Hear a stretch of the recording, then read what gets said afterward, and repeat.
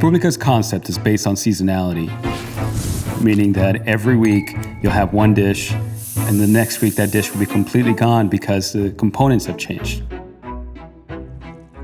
We wanted to be the best storytellers about Mexican food and this culture. That's why we call our servers storytellers. My job is just to make sure that that vision is being followed through.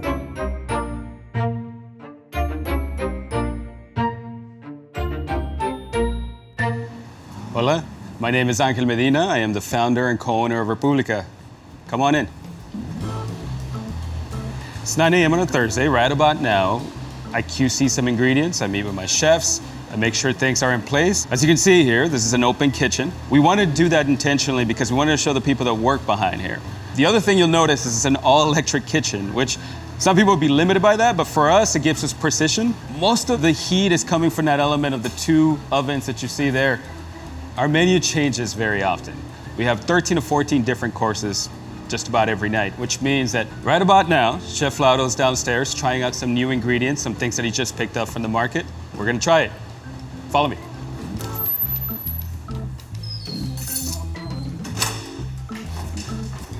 Down this way.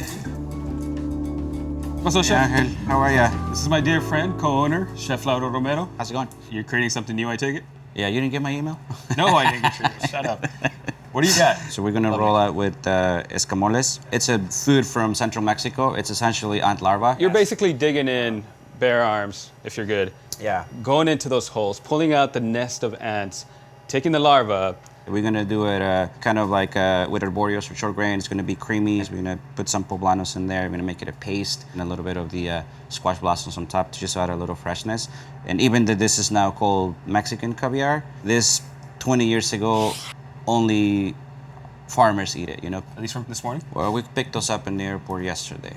Nice. This is one of my favorite things in the world, chicatanas. In the first rainy season in the summer in central Mexico, it rains so hard that everything gets flooded and these ants come out. There's about 2 weeks to harvest them. In this case, we're actually using them on a tostada. So we have a fish that is cured with chicatanas and a little bit of coffee. Once the dish is final, we put a dome on top of it and then we smoke it with the chicatana and a little bit of apple wood smoke. There is like the funkiness, there's the earthiness from it, and then the sweetness of the wood. It's transporting you to this place where you're toasting chicatanas and it's rainy, so you smell a little bit of earth, sweetness, and that's kind of the idea behind this. These are things that we want to have on the menu, that we want to pay the respect to the cuisine in bringing these things. It's not cheap. It's honestly a pain in the ass to go to the airport every time because they don't get delivered. And the airport's a good hour trip. Honestly, fruit and vegetables taste a lot different when they're in season. This is why we really focus on seasonability here. Our menu changes constantly based on ingredients that are popping up. The one thing that doesn't change, however, is the corn for masa. We have our nixtamalization program that happens right about now, right at 11, down the street at our other restaurant. So follow me. You ready? I'll meet you there in a second. I gotta put this away. Okay. We opened Fondita in May of this year, 2022. Again, continuing to focus on those things that use corn, right? So right now it's 11 a.m. We already have some stuff nixtamalizing. For us, corn, it's such an important piece of everything that we do. I mean, our entire tortillas, memelas, and anything that's corn-based is made out of here. Nixtamalization, the process itself is a 3-day process usually. Essentially what it does is it breaks down the corn. In here, you have an alkaline solution. The alkaline will help to essentially break it all down and get you to a texture where it's soft enough. As you can see, she's already making those tortillas for us right now. This is something that we do for everybody. Everything is made on the spot as you order it. You have 3 types of masa here, a blue corn, a yellow corn, and a white corn. This is all the corn that comes in from Mexico that we nixtamalize in-house. So, Laura just got here. We're gonna continue with the process. Follow? If you break it down, you'll see that the starch is starting to gelatinize. It should look a little bit like, almost like al dente, right? You have like a little starch in the middle, but everything else is kind of gelatinized. And that helps with elasticity of the masa. That's what's gonna make it stick together. So I'm gonna rinse it off a little bit, and then we're gonna put it into the molino. This comes from Oaxaca specifically. So the next step, we're gonna grind it. This is gonna get loud. In here, you have two big volcanic stones. The friction of it grinds it, so the corn itself, as you see there, falls in between, breaking it down. It's soft enough because of the nixtamalization. Essentially what we're doing is we're rolling it up, reintegrated it all together, so that eventually you get this thing that most people are familiar with, something like this, which is masa. The assembly line goes masa, press, and then here. Oh, that's good. This is our quesadilla. Looks a little different than the quesadillas you're used to. 4 types of corn, just to highlight the beauty of the corn that we bring from Mexico. All nixtamalized at different stages because it's so different. You have different type of sweetness, you have a different type of saltiness to it. The beauty of it is that the texture is all the same, which is the most important piece. What states are represented? So you got Oaxaca, Tlaxcala in here, and 2 estados de Mexico with this too. Quesillo as we know it. Oh, so good. Wow. It's fruit that belonged to the Toltecs and Olmecs and Zapotecs and Mayans, and who were able to give you different varieties and even different techniques that we still use in modern day Mexican cuisine. It's 12 o'clock. I gotta get back to Republica, which is just about 3 blocks away. I'm meeting with Don Miguel. I'll see you there. 12 o'clock somewhere, that's right.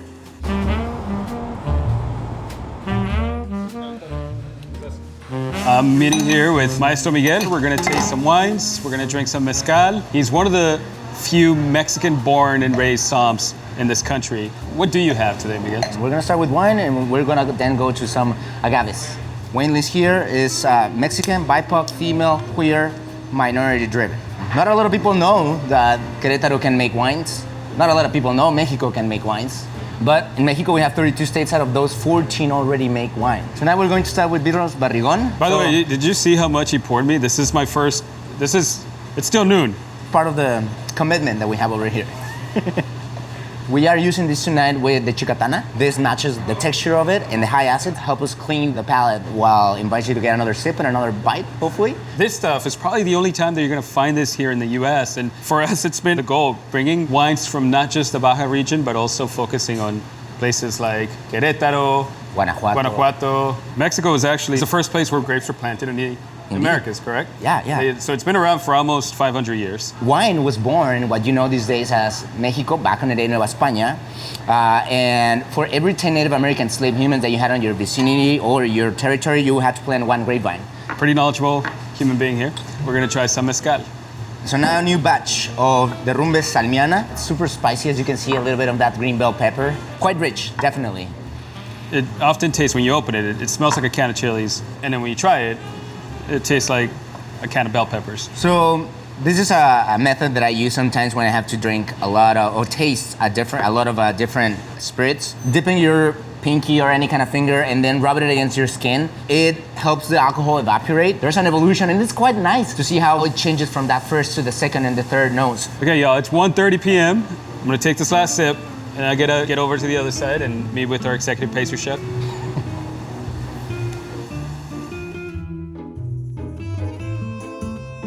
Okay, so I have one. Wait, hold on. Can I tell the people who you are Oh, first? sorry. Yeah.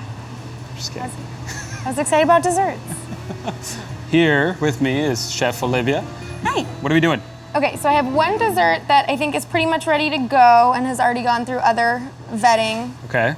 So I will plate that up for you. The other one is in its very first stages. So I'll do the strawberry one first. It's gonna be our dulce de leche coconut candied peanuts. One of the staple crops in Mexico, one of the oldest. Kind of fluffy, light coconut cake. It is gonna be all plant-based. Gonna keep it really nice and light for summer. Strawberries. Then I'm going to be using something called nata de coco. So then a little serrano candied for some heat. My final element is a coconut and avocado sorbet. So one of the hardest challenges here is the work done by Chef Olivia, mostly because, one, you're not from this culture, so it takes a lot more effort to go out there to research these things and figure out whether or not they're historically connected to what we're trying to present here. The other is that these are original desserts. You know, it's pretty easy to take a tiramisu or a tres leches cake and modify it and add some sort of component that's trending. How did you get it so fluffy without, you said it's vegan? I mean, it has baking powder, which makes it fluffy, but the food in what is now Mexico was almost entirely vegan once upon a time. Thoughts? It's great. It's ready to go. All right, this definitely has to go on the menu, for sure. So the next one, it's a little more in its baby stages, but it is gonna be a beet and cocoa butter atole. So atole is a masa-based drink. It has been drunk since the Aztecs. We have some Oregon peaches that are in the beginning of season. So some candied walnuts. Mexico's the 5th highest producer of walnuts. I just have some sourdough bread for a bit of tang and a little bit of texture. So then just a bit of sourdough ice cream. Ready? Oh, no, it needs lime zest. Lime zest. Very important. So adds a little brightness, a little bit of something unexpected. You're gonna need a knife. It's messy. It's supposed to be messy. Oh, Is it good? no. I'm just kidding. It's great. It's fantastic. First thing, the atole is fantastic, but it's warm. It's quite a contrast between the ice cream and the atole. The walnuts are great, but they're overpowering because they're so big. So there's no way to really break those up. I don't know if it's ready for tonight, but it's pretty fantastic. Okay, we'll keep the other one on till shoot for Monday. Okay. It's 3 p.m. and our front of house staff is starting to arrive. We still have to print menus, and then we got to talk about these dishes. We got a few dishes, as you've seen from the day, that we have to add, and a lot of education that we have to go through. So I'm gonna take this with me. Chef, thank you. Just printing the last one. Okay, we're good. Probably should have spell checked before I print it, but that's okay. So we're about to do our lineup. But before I do that, I'm gonna go home and change so that I look professional for you. Anything else? Are you good? ¿Todo bien? ¿Todo bien? ¿Listo? Okay.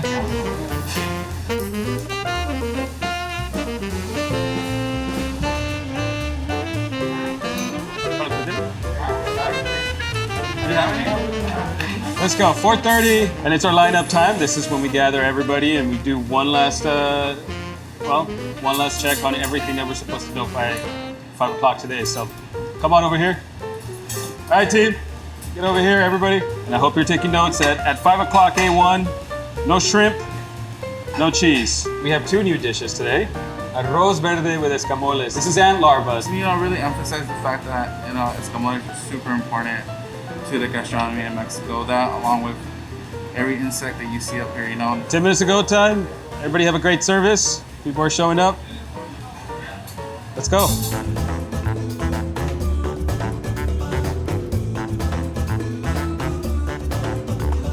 This dish comes from Chef Lalo. He grew up in poverty. His mom would make him something called atún. Our chicatana tostada, it's campachi. We've cured it in coffee as well as the chicatana ants. Agua chile itself translates directly to water chili in Spanish. We use the smoke to bring about the scent after a heavy rainfall, as that's when the chicatana ants are known to come out of the asphalt. All right, y'all. Things are starting to get hot in here and people are starting to show up. As much as we love to have you here, it's time for you to go. Thank you for joining us. Adios.